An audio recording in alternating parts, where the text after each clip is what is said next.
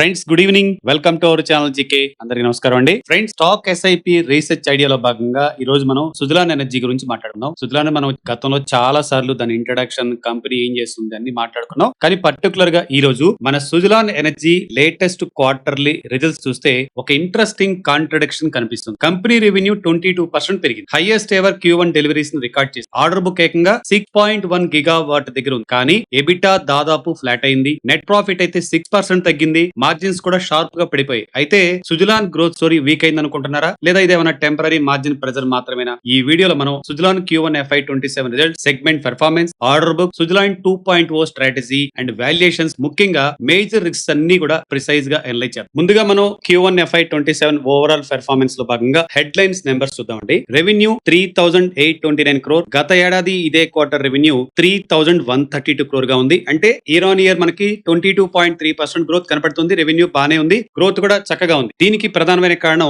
Company Q1 హిస్టరీలోనే highest ever 506 megawatt deliveries చేయటం, అలాగే ప్రతి మెగావాట్ పై యావరేజ్ రియలైజేషన్ కూడా Q1 FY26 లో అయితే 5.6 crore per megawatt and Q1 FY27 లో అయితే 6.3 crore పర్ మెగావాట్. అంటే డెలివరీ వాల్యూమ్ తో పాటు రెవెన్యూ రియలైజేషన్ కూడా ఇంప్రూవ్ అయింది. కానీ రెవెన్యూ గ్రోత్ బాటమ్ లైన్ వరకు పూర్తిగా కన్వర్ట్ కాలేదు. కంపెనీ ఎబిటా విషయానికి వస్తే గత ఏడాది 599 crore గా ఉంటే ఇప్పుడు 595 crore గా ఉంది. అంటే ఎబిటా సుమారు జస్ట్ 1% తగ్గింది మార్జినల్లీ. ఎబిటా మార్జిన్స్ కూడా Q1 FY26 లో 19.5%, Q1 FY27 లో అయితే 15.5%. అంటే దాదాపు 400 బేసిస్ పాయింట్స్ డిక్లైన్ అయింది. ఇటు అడ్జస్టెడ్ ప్రాఫిట్ ఆఫ్టర్ ట్యాక్స్ కూడా గత ఏడాది 324 crores ఉంటే ఇప్పుడు 305 crores వచ్చిందండి. అంటే ప్రాఫిట్ 5.9%, అప్రాక్సిమేట్లీ 6% తగ్గింది. ప్రాఫిట్ ఆఫ్టర్ మార్జిన్ కూడా 10.4 నుంచి 8% పడిపోయింది. సింపుల్ గా చెప్పాలంటే సుజలాన్ ఎక్కువ బిజినెస్ చేసింది, కానీ ప్రతి 100 రూపాయల రెవెన్యూ పై సంపాదించిన ఆపరేటింగ్ ప్రాఫిట్ మాత్రం తగ్గింది. ఎందుకు మార్జిన్స్ తగ్గాయి?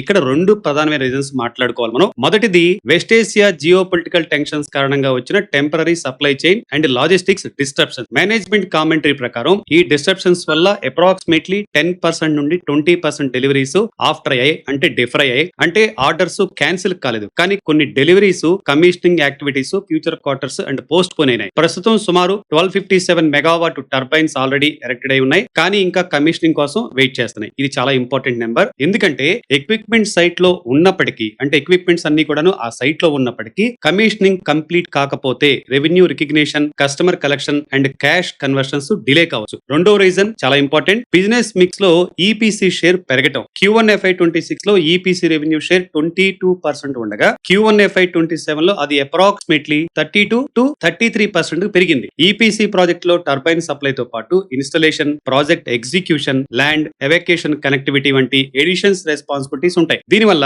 రెవెన్యూ పర్ మెగావాట్ పెరుగుతుంది, కానీ execution complexity, working capital requirement and delay risk కూడా పెరుగుతాయి. రిపోర్ట్ ప్రకారం కాంట్రిబ్యూషన్ మార్జిన్ గత ఏడాది 35.1% అప్రాక్సిమేట్లీ ఇప్పుడు 32.1%, అంటే 300 బేసిస్ పాయింట్స్ కంప్రెషన్ వచ్చింది. మేనేజ్మెంట్ ఇచ్చిన రివీల్ ప్రకారం ఈ డిక్లైన్ కి కమోడిటీ ఇన్ఫ్లేషన్ కంటే ఈపీసీ మిక్స్ షిఫ్ట్ ప్రధానమైన కారణం అంటున్నారు. దీంతో పాటు సుజలాన్ 2.0 కోసం కంపెనీ చేస్తున్న ఇన్వెస్ట్మెంట్స్ కారణంగా ఫిక్స్డ్ కాస్ట్లు కూడా పెరిగినాయి. ఇక సుజలాన్ లో మనం ప్రత్యేకంగా మాట్లాడుకోవాల్సింది WTG బిజినెస్ పెర్ఫార్మెన్స్ అండి. సుజలాన్ కోర్ బిజినెస్ అయిన ఈ విండ్ టర్బైన్ జనరేటర్ లేదా WTG సెగ్మెంట్ రెవెన్యూ 27% పెరిగి 3,174 crores వచ్చింది. కానీ సెగ్మెంట్ ఎబిటా 10% తగ్గి 335 crores వచ్చింది. WTG ఎబిటా మార్జిన్ గత ఏడాది 15% ఉంటే ఇప్పుడు 10.6% ఉంది. ఎబిట్ మార్జిన్ కూడా 13.6 నుండి 8.3% కు పడిపోయింది. అంటే సుజలాన్ మెయిన్ బిజినెస్ లో వాల్యూమ్ గ్రోత్ స్ట్రాంగ్ గా ఉన్నప్పటికీ ప్రాఫిటబిలిటీ ప్రెజర్ క్లియర్ గా కనిపిస్తుంది. ఈ క్వార్టర్ లో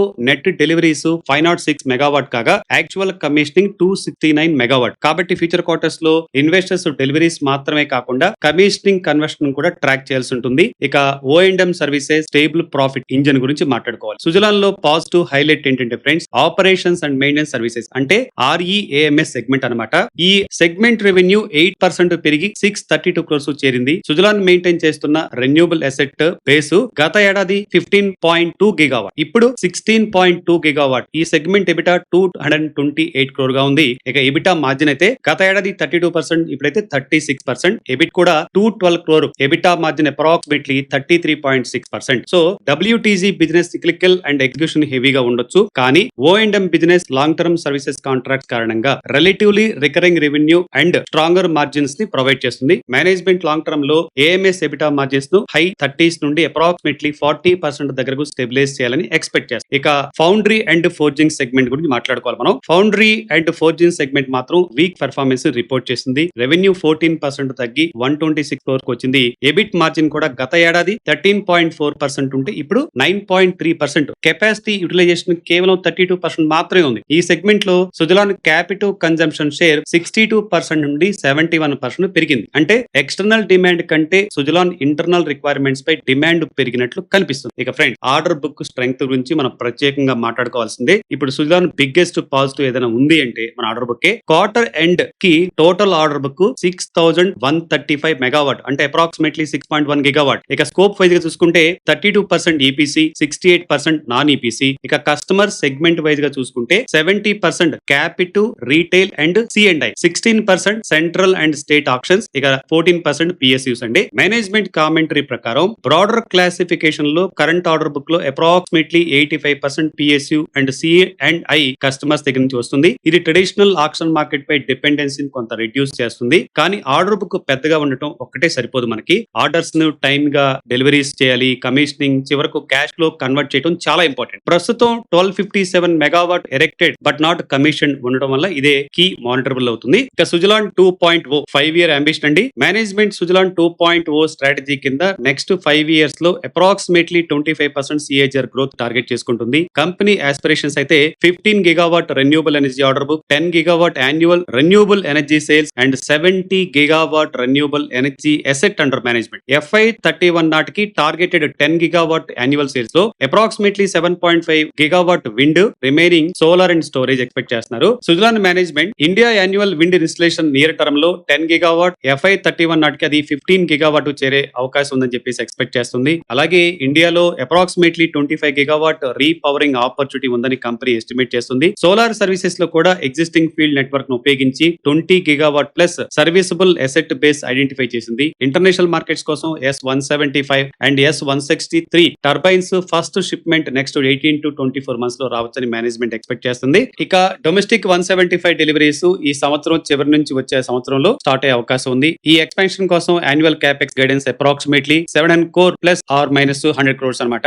డెవకో model investment cap 500 crore. Long term opportunity impressive గా కనిపిస్తుంది ఫ్రెండ్స్. కానీ టార్గెటబుల్ ఆస్పిరేషన్ గుర్తుపెట్టుకోవాలి. యాక్చువల్ ఎగ్జిక్యూషన్స్ ను ప్రతి క్వార్టర్ మనం వెరిఫై చేయాలి. ఇక కంపెనీ మేజర్ రిస్క్ లో వచ్చేసరికి సుజలాన్ ఇన్వెస్టర్స్ 4 మేజర్ రిస్క్ ని మనం మానిటర్ చేయాలండి. మొదటిది land acquisition, permissions, grid connectivity and commissioning delays. రెండోది steel, copper, crude linked components and freight cost పెరిగితే మార్జిన్స్ పై ప్రెజర్ ఉంటుంది. మూడోది ఈపీసీ షేర్ పెరిగితే రెవెన్యూ ఆపర్చునిటీ కూడా పెరుగుతుంది, కానీ working capital requirement and execution risk కూడా పెరుగుతాయి. నాలుగోది wind sector historically cyclical. Government policies, auction framework and regulatory support లో చేంజెస్ అనేవి డిమాండ్ పై ఇంపాక్ట్ చూపించవచ్చు. అదనంగా ప్రమోటర్ హోల్డింగ్ కేవలం 11.7% మాత్రమే ఉండడం కూడా ఇన్వెస్టర్స్ మానిటరింగ్ చేయాల్సిన factor. Friends, Suzlon Q1 FY27 results ను ఒక్క లైన్ లో చెప్పాలంటే గ్రోత్ ఇంజన్ స్ట్రాంగ్ గా ఉంది, కానీ ప్రాఫిట్ కన్వర్షన్ ఇంకా స్మూత్ గా లేదు. Revenue growth, record Q1 delivery, 6.1 gigawatt order book, profitable O&M business and net cash balance sheet ఇవన్నీ కూడా లాంగ్ టర్మ్ పాజిటివ్స్ గా చెప్పుకోవచ్చు. కానీ margin compression, commissioning delays, rising EPC exposure, working capital pressure and future cash taxes ఇవన్నీ కూడా immediate concerns. Existing investors next quarters లో